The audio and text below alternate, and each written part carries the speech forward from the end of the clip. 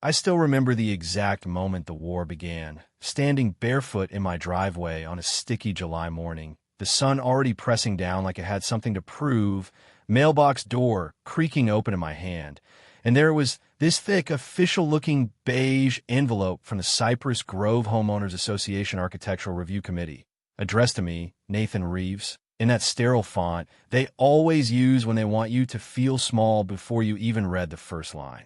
Next to me, Ranger, my 80-pound golden retriever, tilted his big golden head, tail thumping once against my calf like he already sensed the bullshit inside that paper prison. I tore it open right there, concrete warm under my feet, and the words hit like cold water down my spine. Hostile architectural element, aggressive verticality, incompatible with community aesthetic standards. They were talking about my brand new 6-foot cedar fence, the one I just paid a small fortune to install so Ranger would finally stop sprinting after every Amazon van that dared slow down on our street. The one that kept him from turning our quiet cul-de-sac into his personal racetrack toward the community pond. Hostile? I stared at the fence, solid, straight, stained that rich mountain redwood tone that Tom Whitaker next door had complimented twice already. Looks sharp, man. Really ties the yard together. And I felt this slow, hot confusion rise in my chest, because how the hell would become hostile? How does 6 feet of privacy suddenly loom with aggression when all I wanted was to keep my dog safe? Keep him home. Keep the one creature who greets me like I hung the moon every single time I walk through the door from getting lost or hit or just gone. That was the hook, the first real punch. The moment I realized the Cypress Grove HOA, this invisible government of manicured lawns and matching mailboxes, had decided my life, my yard, my best friend on 4 legs needed correcting. And leading the charge? Marlene Voss, president, mid-50s, always in a teal tracksuit that looked like it cost more than my monthly mortgage payment, white visor perched like a crown, power walking the sidewalks every dawn and dusk with the focus of someone who'd never once in her life let a dandelion live. I'd seen her pause in front of my house before, eyes narrowing behind those oversized sunglasses, lips pursing into that signature half-smile that said, without a single word, "I see you, and I'm coming for you." A week later, I tried the reasonable thing, caught her at the communal mailboxes, mail in hand, tried small talk, tried civility. "Hey, Marlene, about the fence notice, can we talk this through?" She stopped, turned, visor gleaming under the streetlight, and launched into this clinical lecture about how the fence was looming, how it jutted, how it disrupted the visual continuity of the street, how it was blocking afternoon sun from Mrs. Petrov's prized rose bushes 3 houses down. I stood there nodding, trying to stay calm, until she delivered the line that lit the fuse inside me. "Perhaps you should consider a companion animal that's a little less confrontational."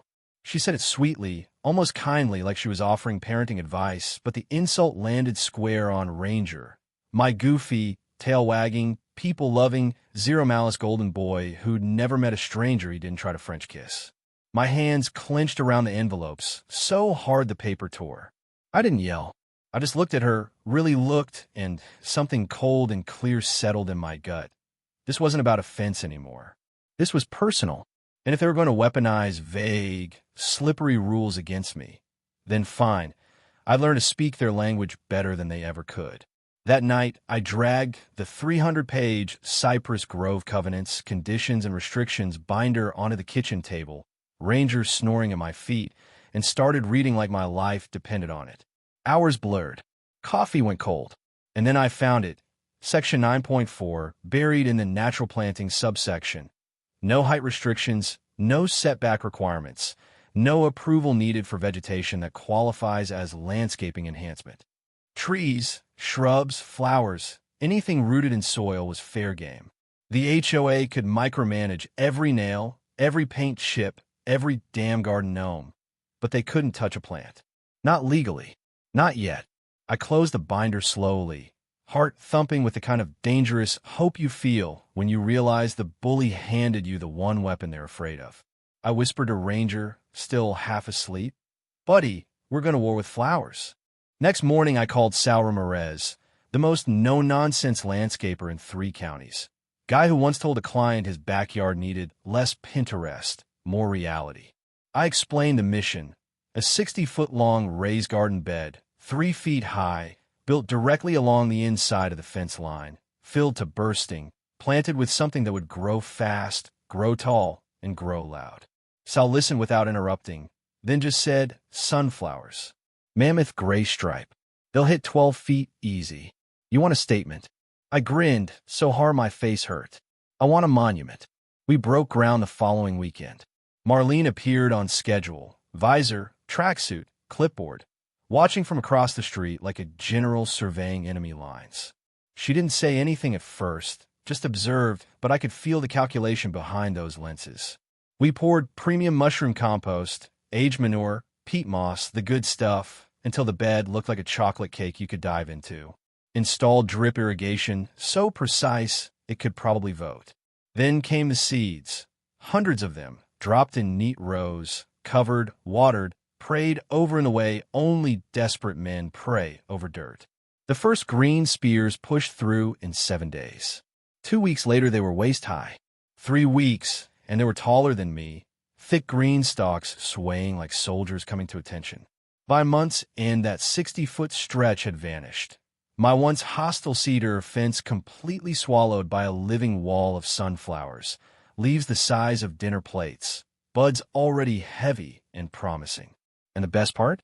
Every single bloom, when they finally opened, would face east, straight toward Marlene's front picture window. Nature's own middle finger, 12 feet tall and golden. She tried. Oh, she tried hard. Emails flooded my inbox. Overly dense vegetative barrier, obstruction of sight lines, potential impact on property values. I replied politely each time. Always, dear Marlene, always respectfully, pointing out that sunflowers were, by definition, natural plantings, fully compliant with Section 9.4. She escalated, called the county sheriff's non-emergency line, claimed structurally intimidating vegetation, was creating a hostile environment. 2 deputies showed up on a Tuesday afternoon, hats in hand, trying not to laugh as they walked the length of my yard.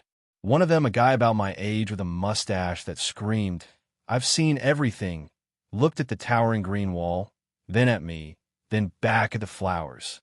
"Sir, I can't cite you for gardening too enthusiastically. You'll have a good day." Marlene didn't stop. She called an emergency board meeting, rented the community center, set up a projector. Slide after slide of my sunflowers, close-ups, drone shots she must have paid for, red circles drawn around problematic density. She labeled it a living fence, argued it violated the spirit of the covenants, even if it technically followed the letter. I sat in the back row with Ranger's leash loose in my hand.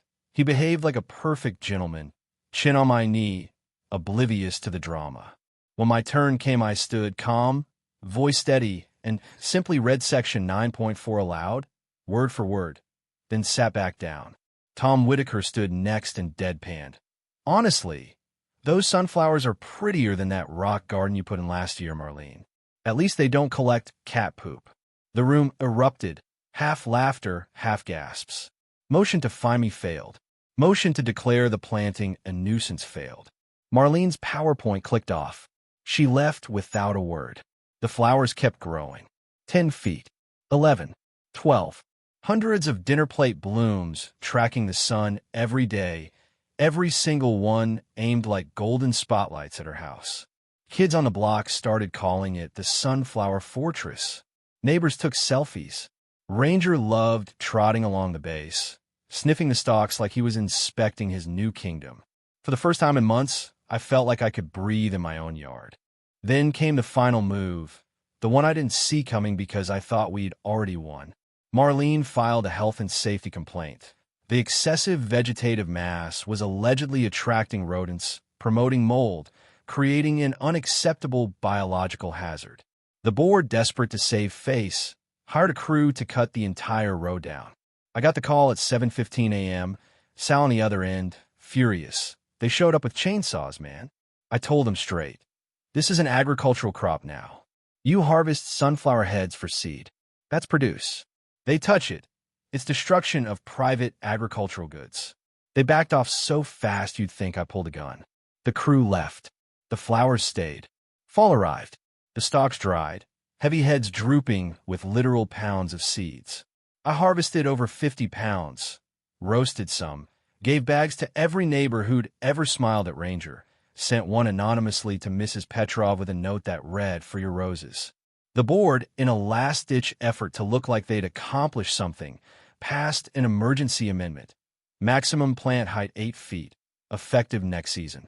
Technically, Marlene got a rule change. Technically, she won on paper, but she lost everything else. People stopped asking her opinion on paint colors, stopped waving quite so enthusiastically when she power walked by, stopped caring quite so much about perfect edges. And me? I kept the fence, kept Ranger safe, kept my yard, kept my sanity. One crisp October night, after the last bloom had been cut, I walked past her house. Rock garden still immaculate, lights off, and very deliberately, very quietly, dropped several thousand leftover sunflower seeds into the soft mulch between her boulders. Not enough to ruin anything, just enough to guarantee next spring would be interesting. I didn't say a word, just kept walking, Ranger trotting beside me, happy as ever. See you next spring, Marlene. So here's what I still wrestle with when the house is quiet and Ranger is snoring on the rug. Where does righteous pushback end and petty vengeance begin? I fought for my dog, for my home, for the simple dignity of not being controlled by someone else's obsession with perfection. But I also took pleasure in watching her empire crack, in turning her own rules into a cage she couldn't escape. Was it justice? Or was it just revenge dressed up in petals? And if the system is so broken that it lets one person bully an entire street for years, does that excuse the rest of us when we finally bite back? I don't have a clean answer. Maybe there isn't one. But I sleep better knowing my best friend is safe, my fence is still standing, and somewhere under that rock garden, a few thousand tiny rebels are waiting for the sun. What would you have done?